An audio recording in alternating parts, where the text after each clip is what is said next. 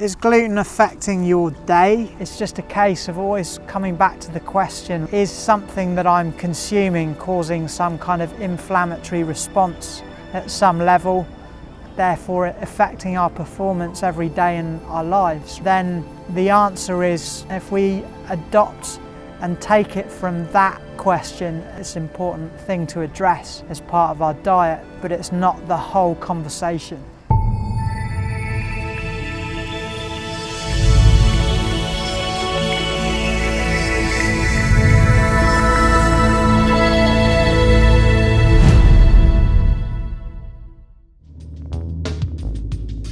Who doesn't like bread? Those things taste great. The reality is it's a foreign substance. When it's consumed, depending on your sensitivity to it, there'll be some kind of response to your immune system that will say, this is a foreign substance, please get it out. 30 to 40% of our population, they're not even aware that they have some kind of sensitivity to it. It's causing inflammation, it's having an impact, and people think that their aches and pains in their body is actually just some kind of muscular response, but actually it's been known that some inflammation from eating gluten can affect, like someone's shoulder. You can have pain in your shoulder from consuming gluten, and when they get rid of it, they can completely get rid of the pain. It's a massive issue.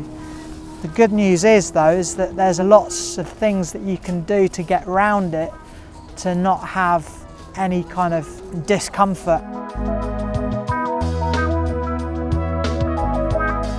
Gluten is simply two particular proteins called glutenin and gliadin, and the two of them together form gluten, which is an elastic substance. It's quite rubbery when it's on its own, like a balloon. And gluten produces something called zonulin. It opens up the intestinal walls in your gut, which allows the gluten and gliadin to float into your bloodstream, and then it goes round into different parts of your body, and that's really when it becomes the problem. And long-term toxicity will build up in different areas, and for some people it might be the brain, for some people it might be the gut, for some people it might be their arm. So it can show up in many different ways. Some of the common things we all know, kids have ADHD, elderly people, Alzheimer's disease, all these sort of modern day diseases can be attributed to the increase in gluten in our diets that we're not even aware. Our systems aren't used to like these common farming practices,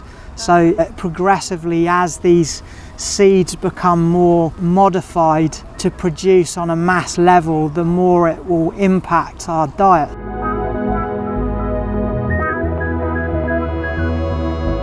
With modern farming practices, they've produced these hybridized seeds that produce a lot higher volume of gluten in the wheat. Bread 30, 40, 50 years ago used to take 2 days to make. Now they can produce a loaf of bread in 2 hours. It's kind of down to how they've produced all these plants now, that they can make the most out of time, and they can produce a lot of bread to serve the mass volume of what people want.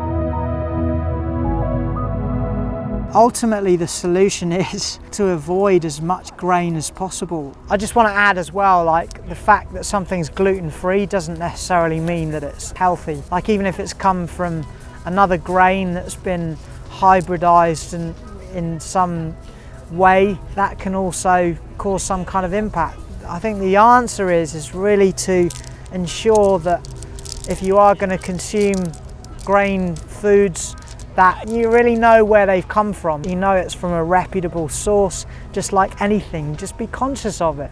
There's loads of ways of getting around this, and really delicious ways. Like, we've got an awesome bread which I'm going to be posting online soon.